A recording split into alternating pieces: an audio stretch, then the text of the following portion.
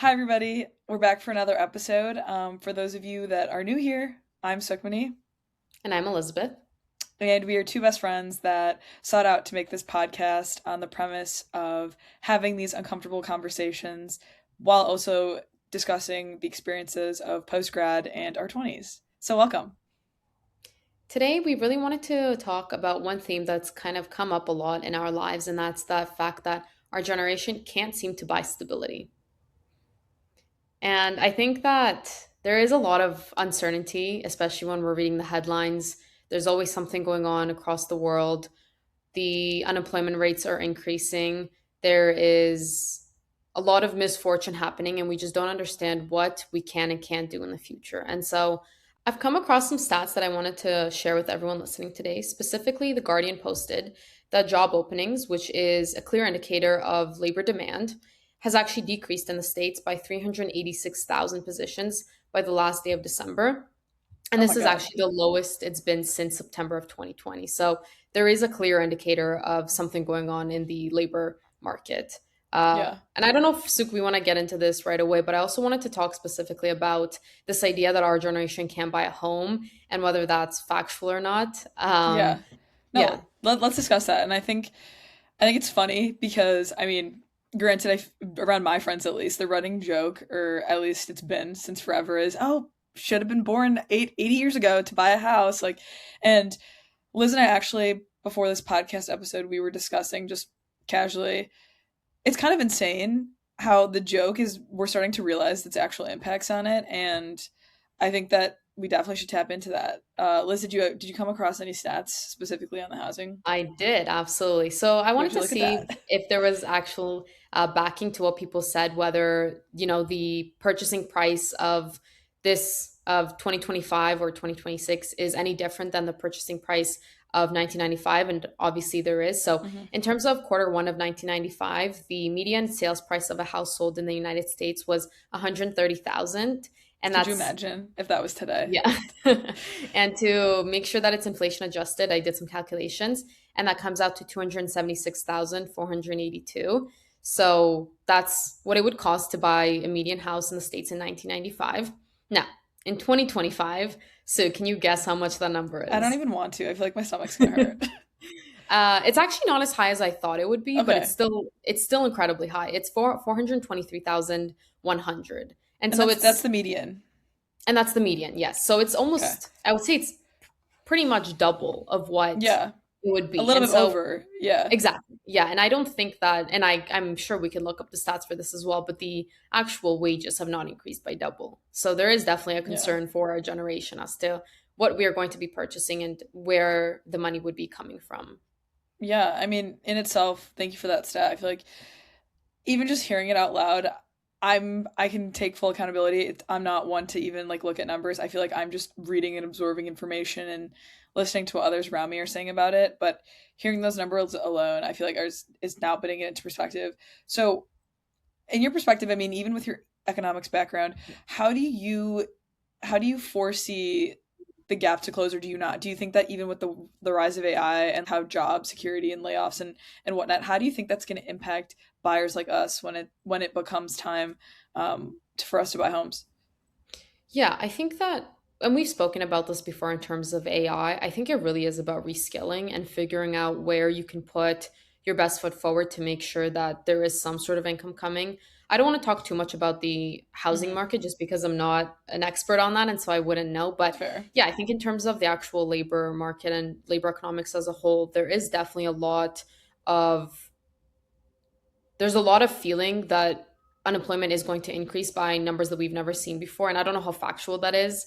I don't remember from which news outlet this was, but they basically drew out a chart of what they predicted the unemployment rates to look like. And I think it was in the next 3 years, it was going to be at 10% as a whole, not just for a specific group. Right now, I believe it's Hmm. sitting at around 10% in the States for youth.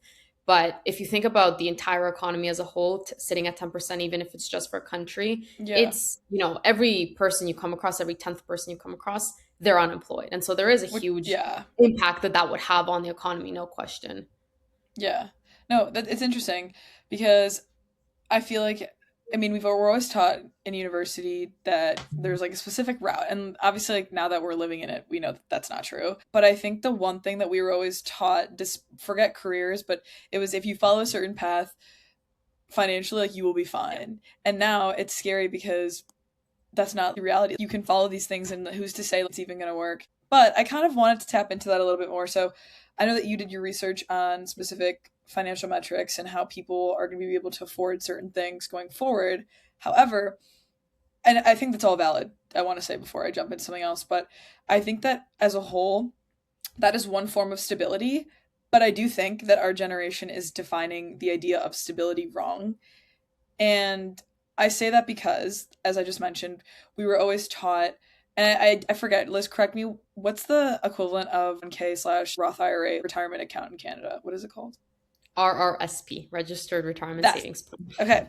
So we were always taught that if you do that, you try to match it or hit the like the maxed option, and you own a home and you just have a job foreseeably that will continue until you decide you don't want it. We were Yeah. always told that was like the recipe. Like you, if you do that, you'll be fine. But I think that that also similar to even the stats you were showing. That definition was built in a world where careers were stable, housing prices were relatively stable, they stayed the same. But as we've discovered, we know that, like you mentioned, even with layoffs in careers, they're not stable anymore. So my question to you is, why are we copying the same strategy? I think that's a great question. I don't think I necessarily have the right answer.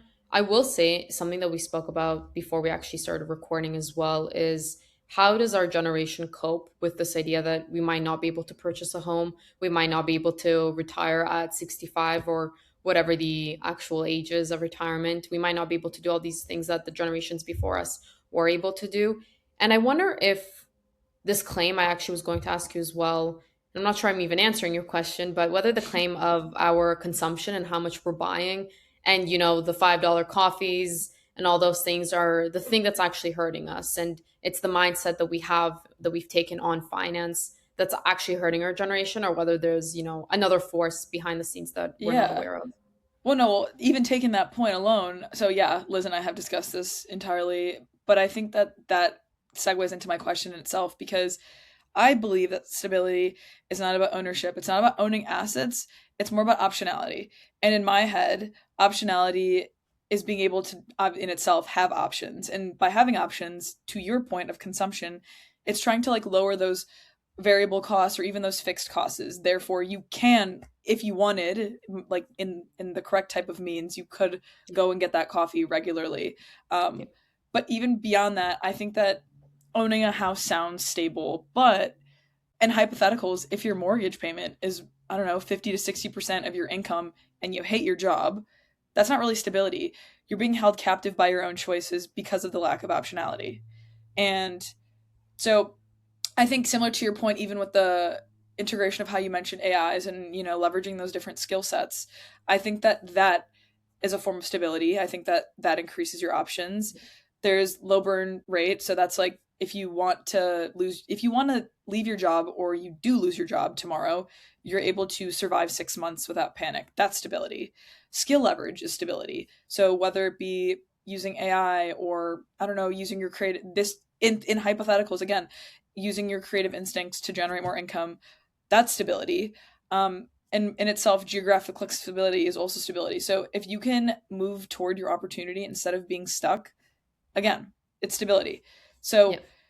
kind of similar to what we were talking about earlier, I also looked up a stat and I actually thought the stat would be much less, but Mhm. it's interesting because it's rather high. We're in a generation where, actually, I want you to guess how many people, or I guess, how many workers do you think have quit their job under the pretense of having nothing lined up? I would say 20%. It's crazy because it is nearly triple that. It is 68% of workers in the US have quit Oh their my jobs with goodness. nothing lined up afterwards. Oh my So goodness. And I know. So it's like you hear that and you're like, well, what are they doing? Um, but I think also you hear that, and the first thing that comes to mind, at least for me, was that's very dangerous. Like, why would they do yeah. that? But I think that people, and like, if this might be a thing that's deeper in our generation, is that they don't value permanence as much as they value mobility. Like you want to have options, you want to be able to move. And I think that that stat in itself shows like the mindset of our generation in Yeah, comparison to previous, like having that gear switch.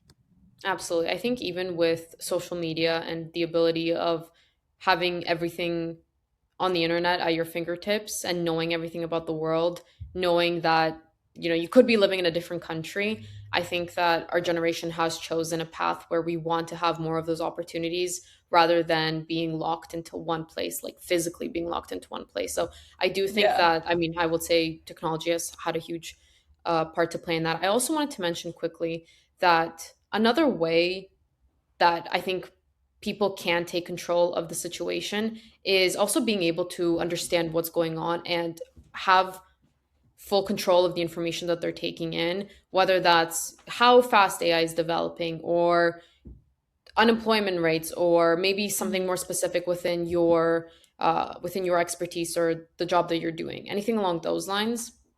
I think just reading up on it, and knowledge at the end of the day is power, and I think that there is a lot to say to that saying. So again, just being aware of what's going on and even doing things like this where we've done quick research beforehand, I think gives you so much information that you can take back and really think through. Yeah. And to your earlier point, I genuinely do believe that stability is not locking yourself in a situation, but it's the options, it's the idea of mobility. It's about building a life where you will always have a choice that you can make. You're not sectioned and cornered off into a room. So it's really the power to leave when you're in a situation where you no longer feel it's fit for you. Yeah, no, absolutely. And I'm sure we can talk about this for a few more hours. Hours, yeah. But I will ask the question for our next episode so that whoever's tuning in can also think through the question and hopefully have some answers as well. But the question that I have for you, Suk, is how would one create a safety net and what does that actually look like? Yeah, I mean, that's a beautiful question, and I think especially following up on what we were discussing. But for those of you that are listening, I will answer that in the next episode, so we will see you then. Thanks for tuning in. Thank you for tuning in.